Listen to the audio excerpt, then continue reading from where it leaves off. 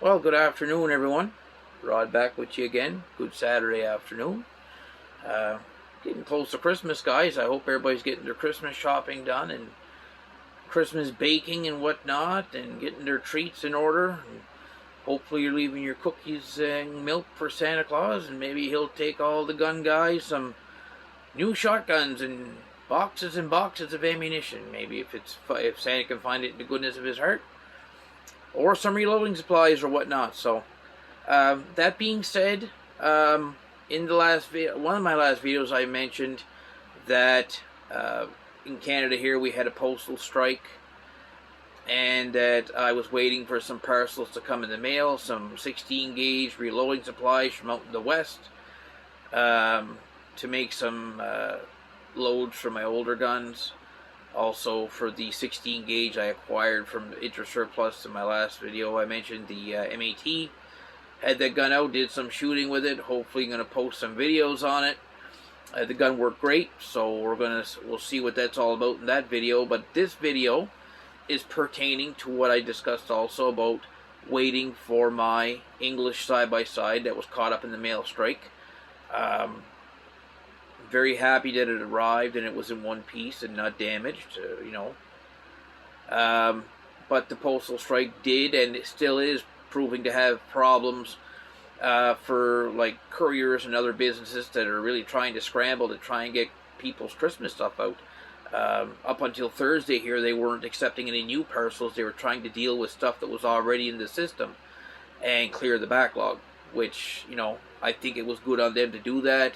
And, people have paid for a service and whatnot, and they expected their product long ago. So, clear up the backlog and then start taking new things and trying to get back to status quo.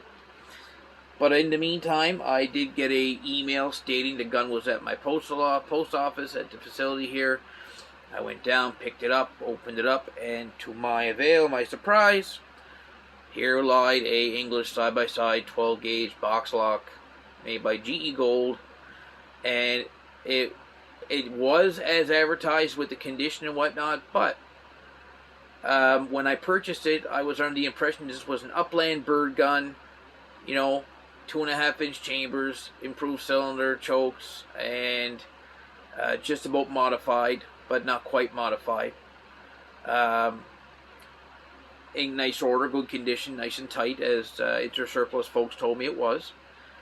So I started looking at this gun, and there was some things that kind of caught my attention. When I flipped open the barrels and just had a look up in the bores, I did notice they were just like brand new. I'm like, wow, a gun that was built in 1908 with bores like this, that's really, really good. And the fact it was solid, like a good snapshot, no play gun. The wood was nice, checkering was present, good condition. The butt pad is fit nice, it's still soft and pliable. Then I started looking at the markings underneath, and I always like reading the water tables underneath the barrels and seeing what the bore diameters are. Like with the English, they put everything there. When I flipped it over, I seen two words, one on each barrel. It said sleeved. So sleeved means that the barrels at one point were cut off to a point like a stub, and new tubes were made and turned down to a point and inserted in these blocks, and they were attached by two different means that were used: silver soldering or TIG welding. I think TIG welding would have been more into the more modern way of doing it. This practice is still done over in England. I think that's the way they do it now, but in the old days they use silver solder, or braze, that held the same material that held the ribs and the barrels together. It's pretty tough, and it's got a lot of holding strength, and to withstand pressures of more modern ammo. So originally this gun was supposed to be 2.5-inch chambered 12 gauge. Well, it is no longer 2.5-inch 12 gauge chambers. It has been re-sleeved with two new barrels and rechambered to 3-inch Magnum. So this gun has got a bit more heft into it than an upland bird gun normally would. So it's basically been transformed by a professional gunsmithing outfit somewheres to a duck gun. like a heavy Magnum hunting gun.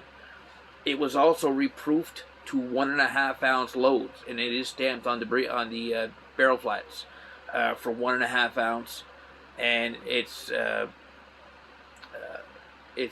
proved in tons per square inch as well. So there's also another mark there that shows that it was done in 1972. So 50 odd years ago, this thing was reworked, and whoever did it did one heck of a job. They did a really fine job. So good on that gunsmith. He gave this gun a new lease on life, and I will cherish it and use it and care for it. And this is the last stop on its trail of owners. I'm going to be the last one.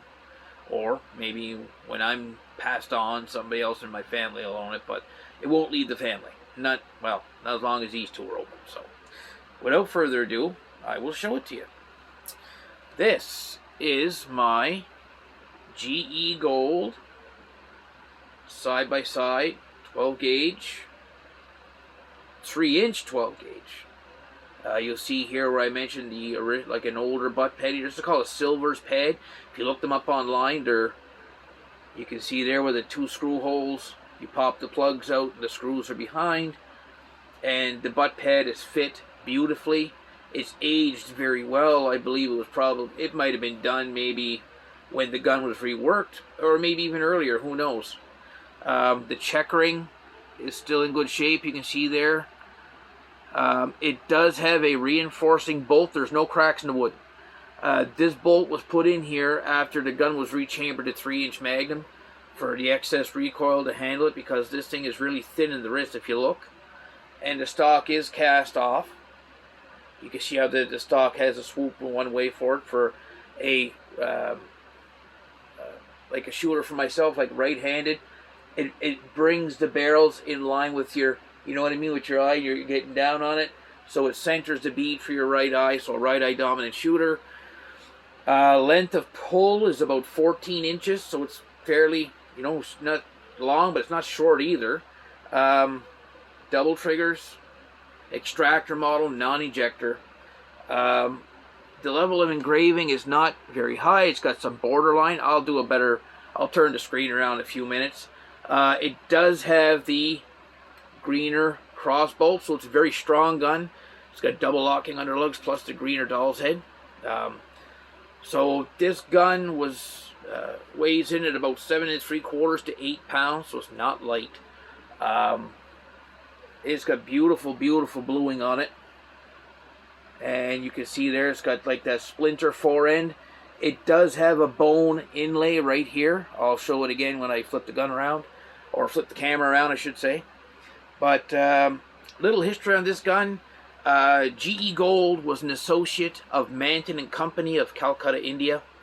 The Manton Company that was there was a post company after Joseph Manton of London's business kind of went downhill.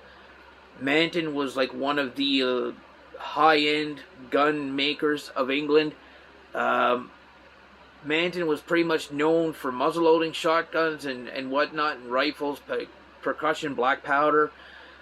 Once the cartridge era started, they started taking on business associates and partners and whatnot, and I think that's where everything kind of went downhill. They ran into problems. He closed up shop. He passed away. I believe his son or somebody that was working for him took all the machinery and all the materials they had, moved the shop from London to Calcutta, India, and they started building guns for the luxury gun trade of the Middle East. And they made guns for royalty. They made guns for well-known hunters and the average Joe. So they made guns of super high quality, like inlaid, engraved out the yin yang. They made Damascus guns. They made fluid guns. They made everything from a little tiny 410 probably right up to a giant 4-bore. They were synonymous for making everything. Single shots, double barrels, rifles of sorts and whatnot. So this is a box lock non-ejector. This gun was built in 1908 originally. and it is built on the Manton platform. Now, GE Gold's name that's here, he was an associate of the company that joined him in 1902, and they were marketing guns under his name. I believe he was a gunsmith or an engineer, and they would put the names on there like a trade name, like to market the gun. Like let's say they call this the GE Gold Nitro Special, and this is the gun you got, you know.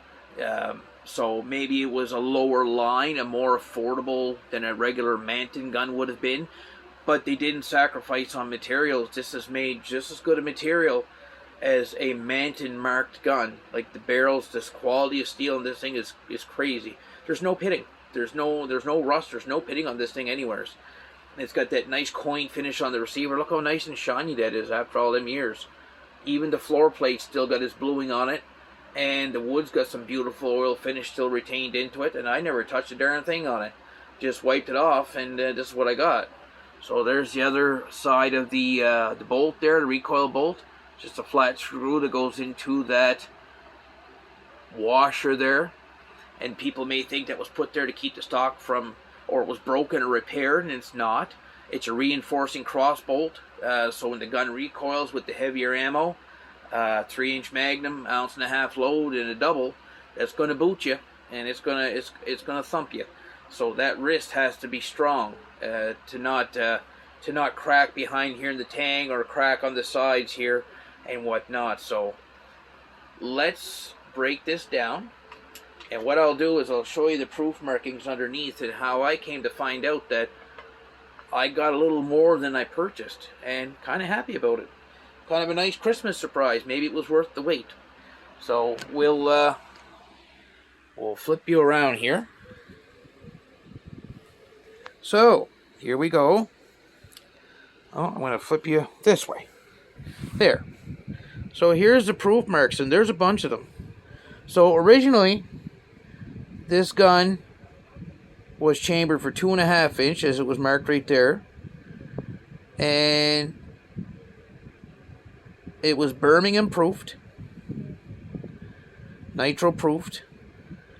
And it was originally proofed as a 13 bore. On each barrel you see the 13 there and the 13 there. And the diamond 12 indicated 2.5 inch chambers on the old, like here, see? Now, you look here, and you'll see this. That is the 12 LC within a diamond, and that's the English mark for 3-inch chambers. Now, each bore is choked, and each barrel is re-sleeved. When these guns are re-sleeved, by English law, they have to be re-proofed to be put in service. So this gun was re-nitro proofed at 1.5 ounce loads with 3-inch chambers right there. And the new bore diameters were standard 729. And this mark right here, trying to find it here. Where's that? Right here. This is the indication that it was done in 1972. This is hallmark right here. So, I don't know what gunsmith would have done it. Now, somebody had said that companies like Wesley Richards, the real Wesley Richards, and then there was also a Liverpool maker of W. Richards, that they were known for sleeving barrels. Also, B. Woodward's and Sons. But with B. Woodward's and Sons, you normally would find a BW and S somewhere up here on the rib, and there's not. So I'm not quite sure the exact gunsmith or outfit that done this, but I'm going to try and show you where the gun was joined, and it's very hard to see, but right here, you look at my finger, you see like a little skip line going right there? That little shaded line? Well, that's where the new barrels were put in. Right, that line right there, you can see right by my finger. Right there, you can see that line that goes all the way around, and right across, and new ribs were made. and they put 2 brand new barrels in here and rechambered it. And I want to show you here. You can see right there above the ridge, you can see where the new barrel insert goes in, and it was all silver soldered in place here, and they redone it. A little bit of grease I put there. Overall, these barrels are in super condition, and nice solid ribs. Just your standard matted rib, brass bead, and as I said, this is an extractor model, but there's the big greener cross bolt and the double locking underlugs, and like I said, that's just a whole lot of proof marks. But that's what this gun was. So it was proofed in the old sense at 3 tons per square inch, which was 9,000 psi when it was at 2.5 inch chambers. So with the advent of the 3-inch chambers, they reproofed this gun at 14,000 psi, so it can shoot safely modern ammunition. Lead shot, of course. I wouldn't try and shoot steel through it. I don't think I would. Nice thick muzzles on it, and the bores are just shiny new, real shiny. There's the latch there for the forend, and the serial number's also struck there, and so on and so forth. So that's the barrel end of things. I'm going to show you the forend. Nice walnut, blued steel. There's a little bit of a tiny stress crack here, I guess you call it, but it has been repaired. That's not moving. I had this all out to look. It has been repaired in the past. And there you go. It's got the screws aren't muckered up. Forend iron is still solid. There's your extractor actuator, your cocking actuators. Nice original gun. Fit and finish is really good. Checkering is really like super for its age, and it has not been recut. It's showing some honest wear, some little bit of rounding and flatness here, but there's still the outlines are nice and sharp. So the gun was cared for, whoever owned it. This is a bone or a horn forend tip. Now they said in the Calcutta gun trade that they used to put buffalo horn in them, and I think in the past maybe there was a small little crack right here that was repaired at one time. Repaired very well, like a dry crack. It's not cracked through. So I think it's just when they put this bone inlay in, maybe, that there could have been like a little dry crack here. But overall, you know, that's excellent condition. And now I'm going to get the receiver end here. So here we have our Birmingham Nitro proofs. We have our greener cross bolt that travels through and locks there, and you can see down below where the transfer bar goes across and locks the gun. Overall, there's the maker's name right there, GE Gold. It's got some borderline engraving, all hand cut. Nice original finish on the wood. You can tell an aged finish like that. It's got that old oil looking finish to it, you know. And you can see where the stock is fit like to a T, all by hand. Now you can tell an English gun, they took pride in making their stuff. Everything is all hand cut, hand engraved. Look at the safety knob, and that outline checkering is fit to a T. So I'm gonna flip you over. Right here, you see how the screws are timed. They're on the same angle. Typical English. Got some borderline engraving. And again, it may be indicative that this gun was a not cheap model, but not a fancy one. So this was probably on their more affordable side of things. And there we got that Prince of Wales grip. And that nice checkering. Recoil lug is fit to a T. And we're going to go and look at the graded walnut here. Really nice looking walnut. And you can see here where this is fit really nice. Like it's not even like there's no sanding marks. So this has been on there for a while. Normally when you get new butt plates put on, you'll see sanding scratches, like file marks and stuff. And there's no sanding marks in the wood, so this has never been touched. That's original.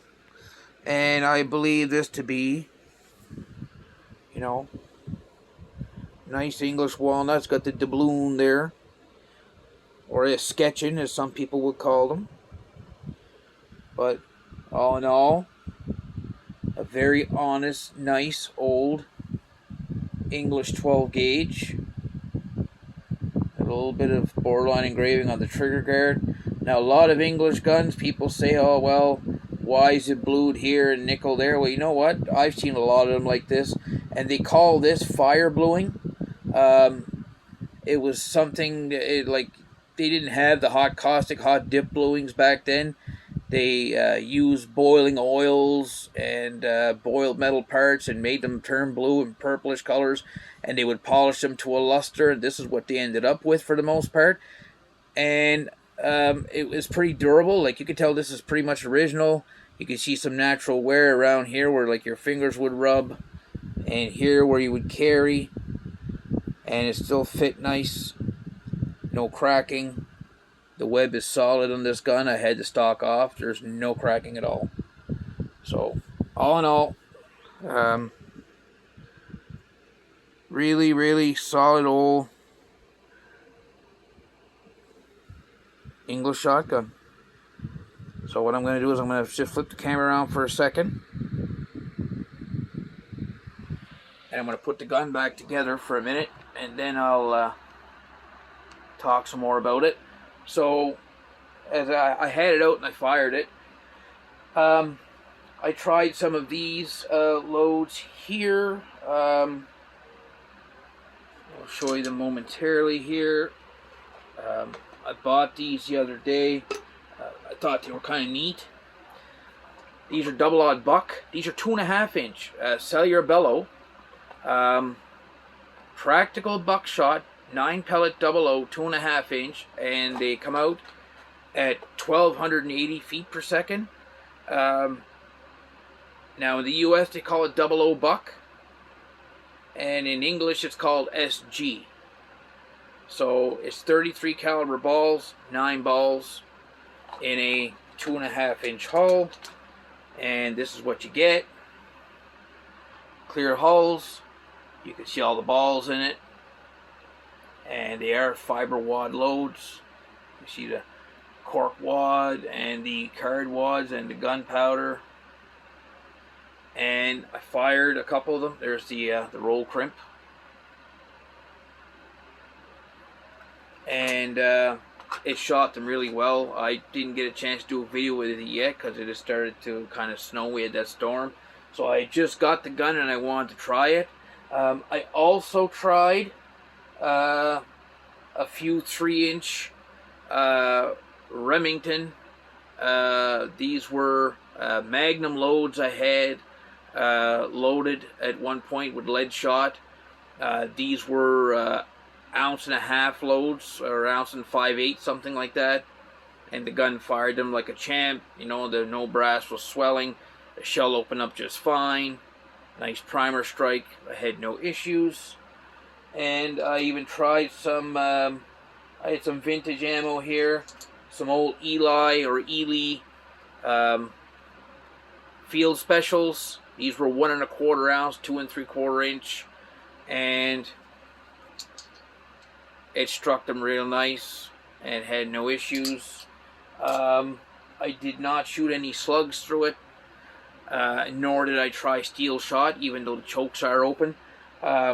I'm gonna get some more further opinion on that if I decide to do that. But for the meantime, just happy to have it and get a chance to use it for partridge, maybe pheasant if I get a chance to go, deer hunting, of course, and rabbits, upland birds in general. So I'm going to show you here. We're going to put the barrels back on, and we're going to listen to that little clink, and this is how tight it is. And there's like, it's like brand new.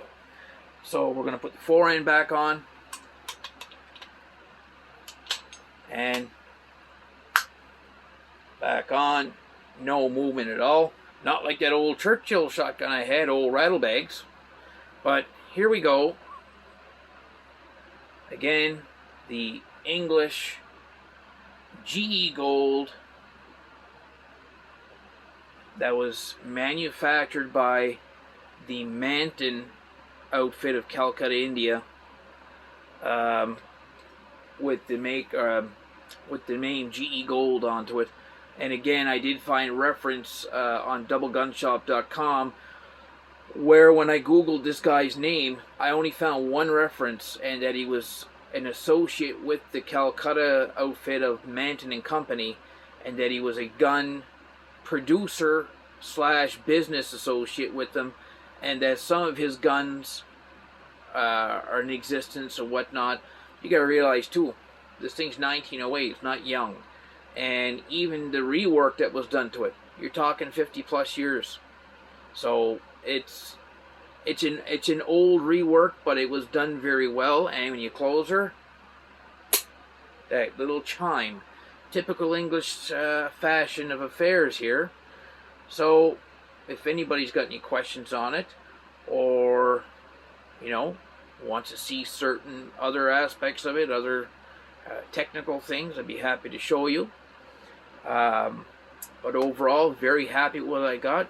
Thank you to Intersurplus for, again, providing us Canadian folks with affordable quality rifles and shotguns to continue on our hobbies and pastimes of hunting and recreational shooting and collecting in some cases, which I kind of cover all those areas. I hunt, I collect, and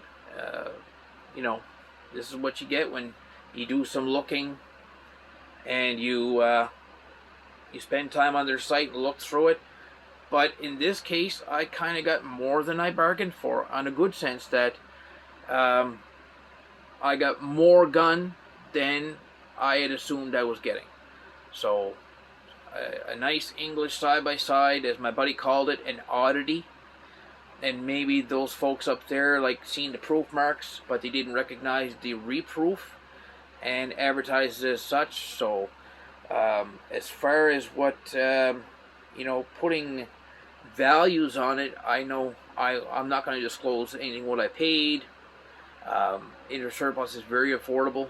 You go on their site, you can find guns for $500, $600, $1,000, and some $2,000 and $3,000.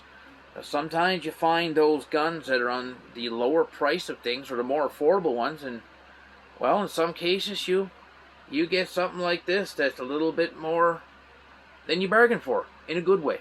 So we're going to leave it at that. If anybody has any questions about the GE Gold extractor side by side 12 gauge, by all means,